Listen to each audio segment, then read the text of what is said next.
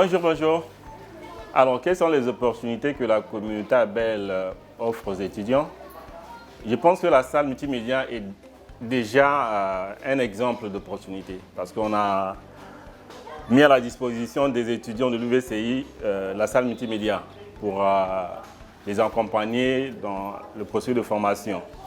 Donc, je pense que ici, il y a quoi? Il y a l'accès à l'Internet, il y a des commodités d'apprentissage. Et je pense que tout cela déjà d'emblée constitue une opportunité, enfin des opportunités, mais une opportunité pour les étudiants parce qu'on les accompagne dans le processus de formation. Maintenant, au-delà, je pense que nous avons des projets additionnels. Il y a des moments où nous avons des projets additionnels et on peut, disons, financer également certaines activités génératives de revenus. Parfois, il y a des étudiants qui ont des projets et peuvent présenter aussi ces projets-là pour pouvoir bénéficier d'un financement de temps en temps.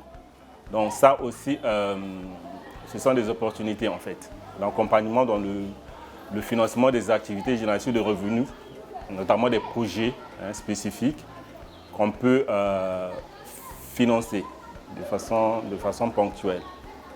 Et je pense qu'avant d'être étudiant, on est élève. Ici également, cette salle-là reçoit beaucoup d'élèves. Beaucoup d'élèves, notamment pour l'initiation à l'informatique. L'informatique de base, notamment comment saisir un texte, etc. Et nous pensons que c'est très important pour renforcer, disons, les connaissances de ces élèves-là. Mais surtout, c'est les accompagner parce qu'il y a certains, parfois, pour faire l'inscription en ligne, c'est tout un problème. Mais quand déjà tu sais saisir un texte, tu sais comment naviguer sur le net, et ça aussi c'est quand même quelque chose d'important, je pense, pour ces élèves-là.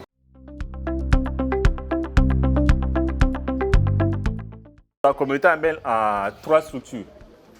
Il y a le centre Abel, qui est un centre socio-éducatif, mais fermé, qui est de l'autre côté vers Vitib, vers Vitré 2.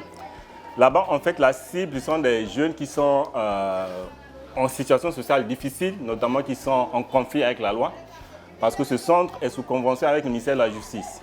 Donc, il y a des jeunes qui ont commis des petits délits et que le ministère envoie là-bas pour, disons, rééduquer en fait ces jeunes-là, leur donner une seconde chance pour se réinsérer dans la société.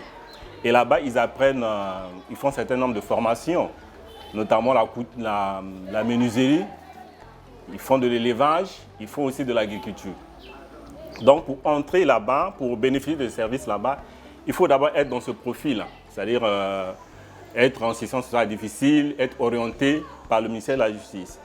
Mais également nous-mêmes aussi, à travers notre équipe éducative, il y a certains jeunes qui sont aussi dans des conditions difficiles, une famille, disons, entre guillemets, démunie.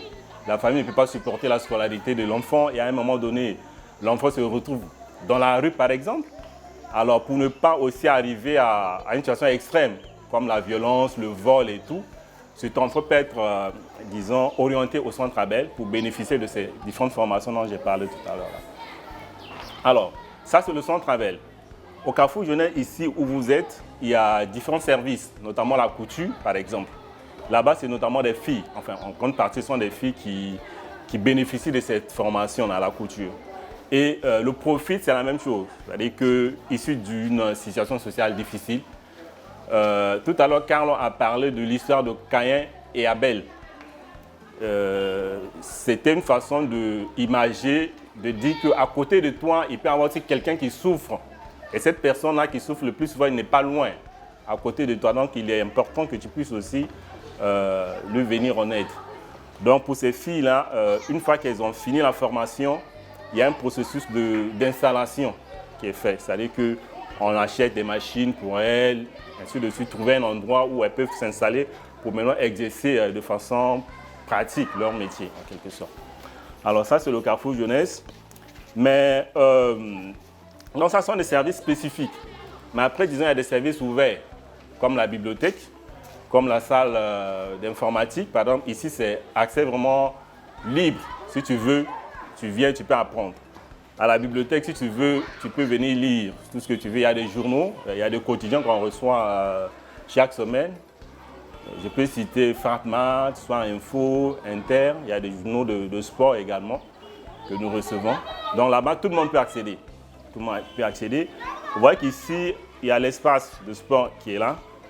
Il y a différents jeunes de bassin de toutes catégories sociales qui viennent vraiment jouer ici et qui ont accès à cet espace-là. Maintenant, au-delà, on a une salle polyvalente qui est à côté ici. Polyvalente, ça veut dire que ça peut recevoir différents services. Il y a des clubs sportifs, notamment ceux qui font les arts martiaux, là, voilà, qui occupent cette salle-là. On a également une salle de soins de l'autre côté où certains jeunes qui sont aussi en situation difficile, notamment des jeunes qui sont déjà reçus par la communauté Abel, sont reçus pour bénéficier d'un certain nombre de soins au niveau médical.